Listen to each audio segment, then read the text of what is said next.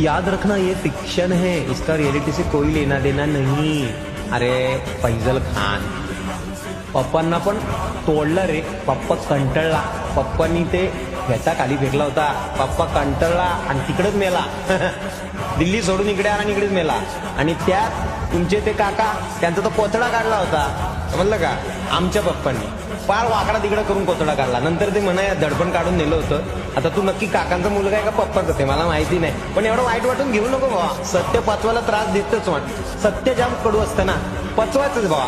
काम तर काढलं होतं तुमचं सर्वांचं भावांना, जिंकून तर तुम्हाला दिलं नाही, अख्खं जग जिंकायला तयार होते ना तुम्ही, पण आम्हाला आमच्यावर राज्य नाही होऊन दिलं तुमचं, आमचे पप्पा डेंजर।